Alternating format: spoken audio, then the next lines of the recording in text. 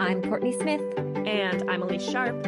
And we are two nerds who are here to make Shakespeare easier to understand.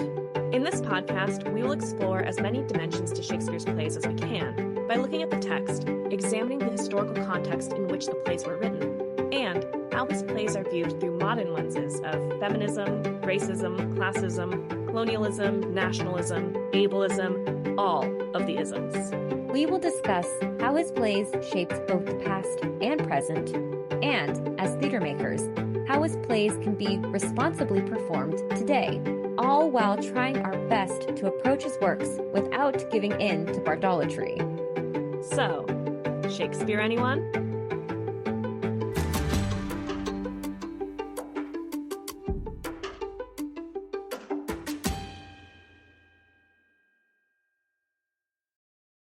Hi, listeners. Want to support Shakespeare, anyone? Visit shakespeareanyone.com/support or check out the links in our episode description. Now, onto the episode.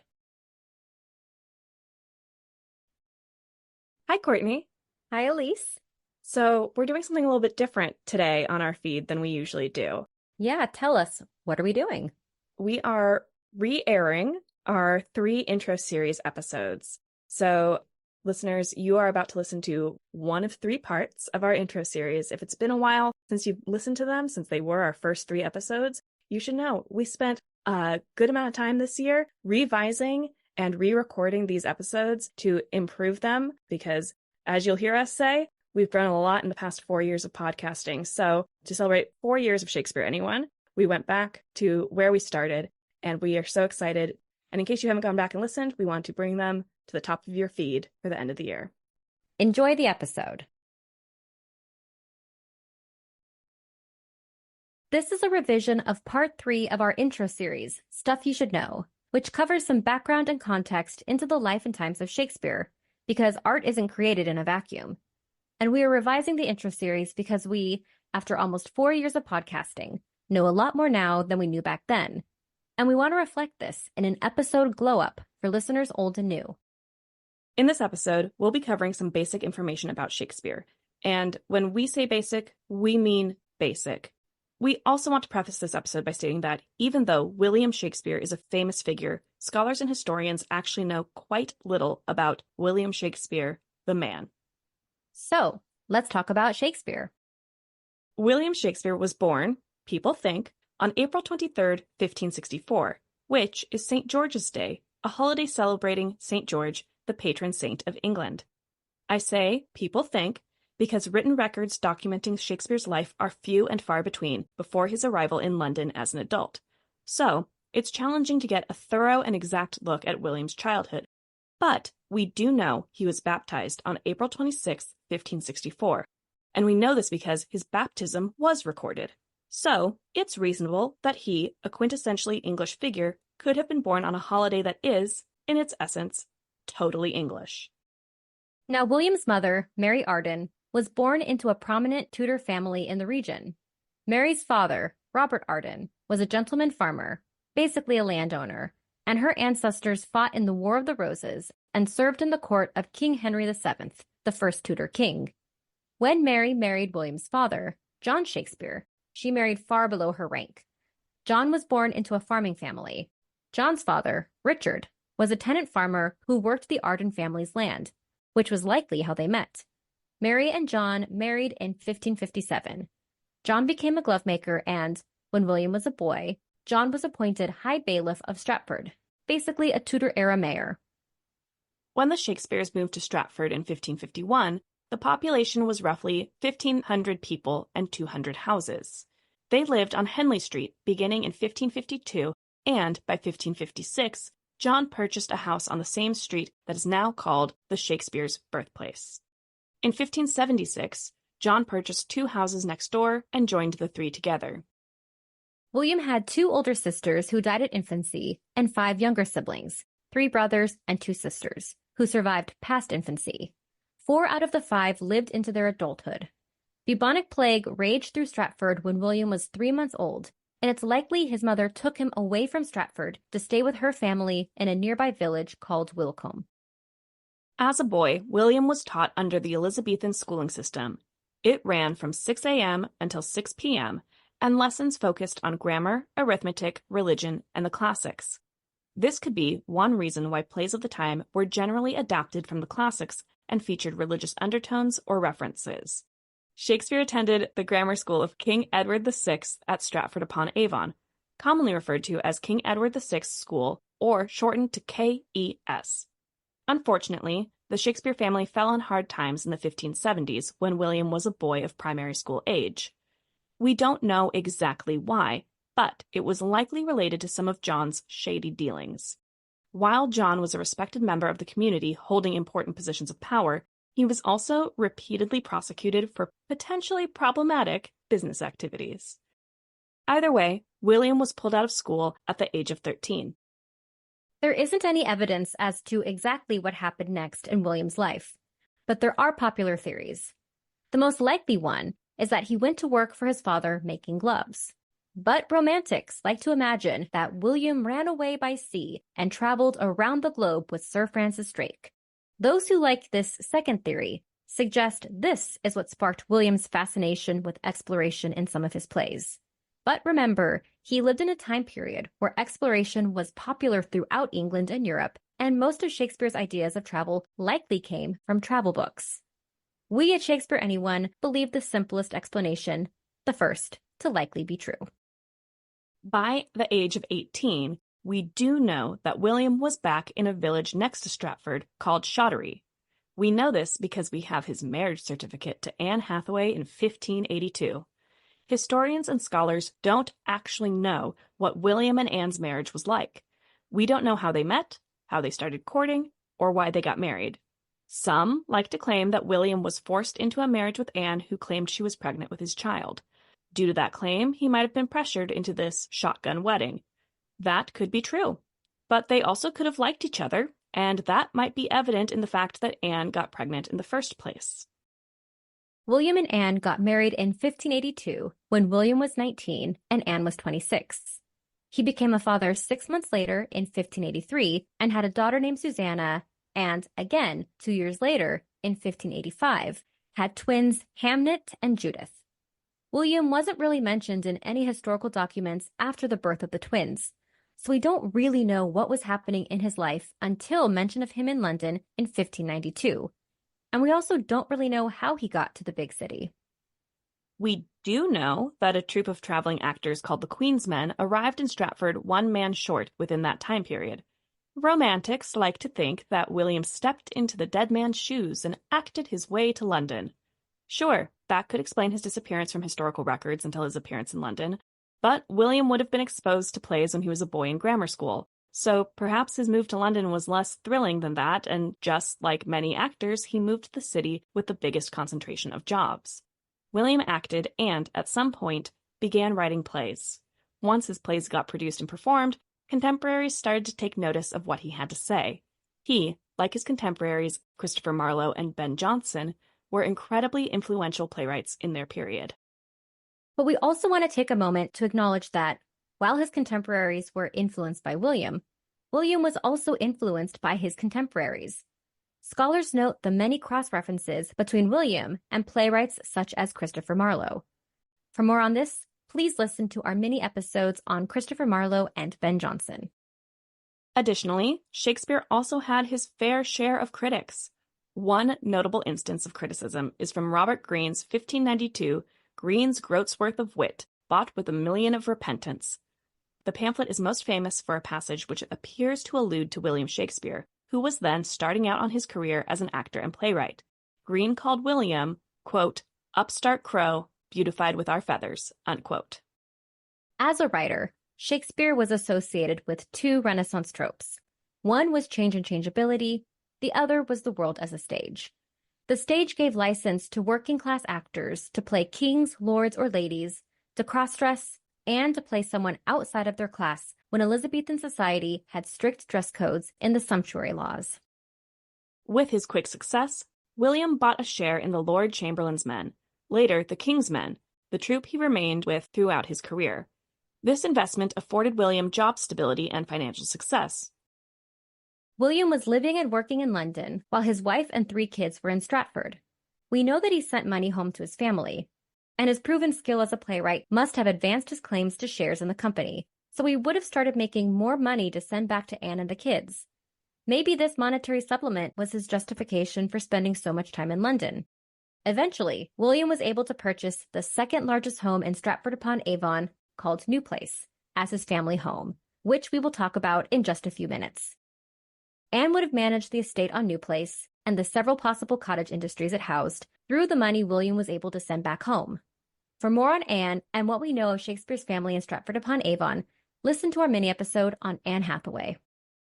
Scholars have suggested that his time in London saw some possible wanderings outside of his marriage. In many of the Shakespeare sonnets, a, quote, dark-eyed beauty stole his heart, unquote.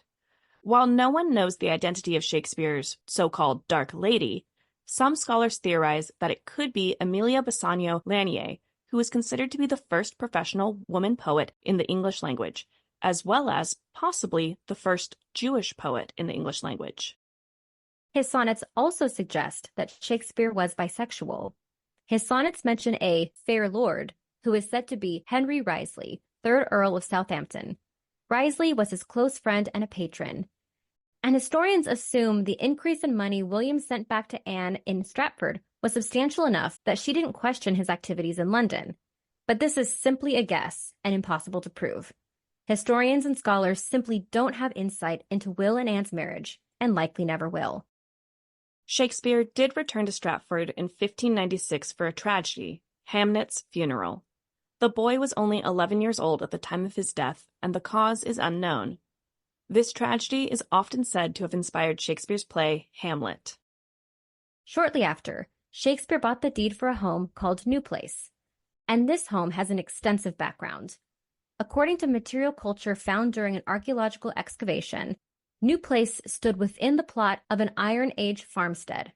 It was originally built in 1483 by Sir Hugh Clopton, a wealthy London mercer and Lord Mayor, and then it was passed down in the family until it was sold to William Underhill I, an Inner Temple lawyer and clerk.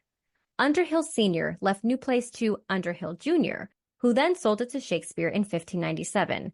However, the Underhill era of New Place is riddled with suspicion. Underhill Jr. died 2 months after the sale to Shakespeare, and it's said that his eldest son and heir is the one to have poisoned him. This might be the closest our intro series gets to a true crime podcast. As we mentioned earlier, New Place, under the ownership of the Shakespeare family, was likely the site of several cottage industries such as beer brewing, bonework for buttons and offcuts, and textiles. There is archaeological evidence suggesting the existence of these industries and that the Shakespeares would have lived an affluent lifestyle at New Place. Unfortunately, New Place is no longer standing. After Shakespeare's death, New Place was returned to the Clopton family, and Sir John Clopton demolished the building to build a new, modern-style home. But back to London. William continued to write his plays with the Lord Chamberlain's men. These plays were incredibly popular and financially successful.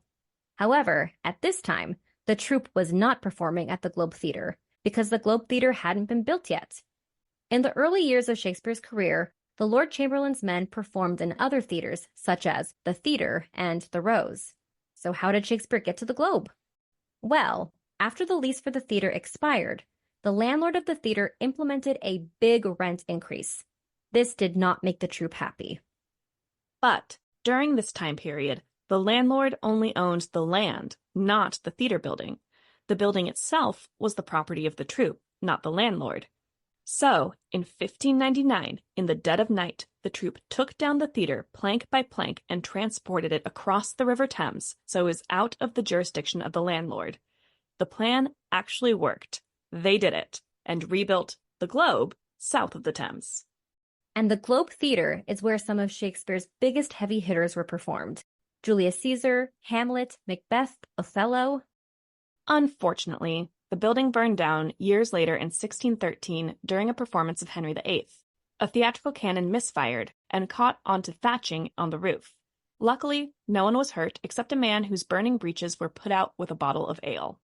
A ballad written about this mishap mentions the theatre being filled to capacity, which would have been around 3,000 people. I'd say that's a pretty solid audience. In part 2 of the intro series, we mentioned that early modern plays wrote political discourse in coded messages. And this is true. However, it's also important, as we talk about Shakespeare, to mention that he gained favor with both Elizabeth and James due to his plays. Elizabeth requested a Shakespeare play for the Twelfth Night holiday, and from there we get Twelfth Night.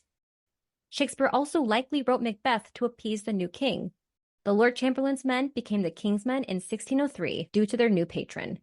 In this instance, you certainly need to write a play to make your patron happy. William kept working in London until he retired to Stratford sometime after 1611. We also read he retired in 1613 after the Globe Theatre burned down, and one other source said he retired in 1616 shortly before his death. Regardless, when he returned to Stratford, he stayed in New Place, made ready by his daughter Susanna and her husband John Hall, a physician. Surviving documents show that William continued to visit London between 1611 and 1614. He died on April 23, 1616, on his 52nd birthday. He is buried in Trinity Church in Stratford-upon-Avon. He composed his own epitaph, which reads, quote, "Good friends, for Jesus' sake forbear to dig the dust enclosed here. Blessed be the man that spares these stones, and cursed be he that moves my bones." Unquote. That epitaph could possibly have been written to stop gravediggers from digging him up, like the gravediggers in Hamlet. In total, Shakespeare wrote 37 plays and a collection of sonnets. His works continue to influence art and culture, whether he expected them to or not. We at Shakespeare Anyone podcast would like to thank Shakespeare's colleagues, John Hemmings and Henry Condell, for that. Now, there are theories that Shakespeare didn't write his plays, but we don't believe them in the slightest. The notion is classist to think a glovemaker's son can't write beautiful plays and sonnets. William Shakespeare was a real man who wrote plays, sometimes independently and sometimes with collaborators. We are Stratfordians, full stop. So yeah, that's pretty much it. William Shakespeare was a real man who wrote in professional public playhouses in London. We know very little about his life, but we do know that he was influenced by the world around him. This is a vital building block for discussing his plays. And again, this episode covers the basics of the period. For more in-depth examinations, please check out our discussion-based and mini episodes, including interviews with scholars, writers, and artists. We've also linked related episodes to our episode description.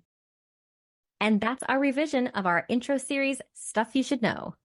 If you haven't yet, you should go back and listen to Part 1, where we look at the monarchy and the English Renaissance, and Part 2, where we look at early modern England and the public playhouses. So, go back and catch up if you haven't yet. We hope you'll join us next time. Thank you for listening.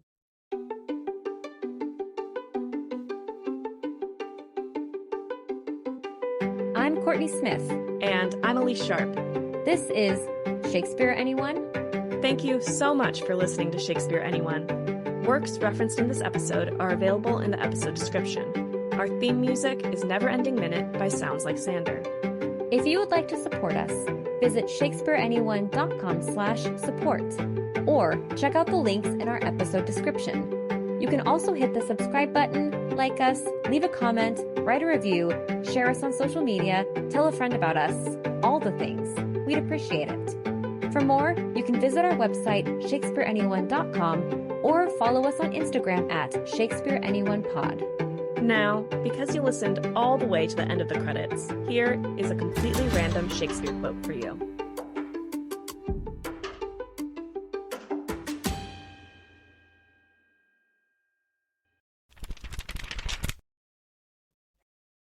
From Othello, Act 5, Scene 1, as said by Cassio. Oh, help!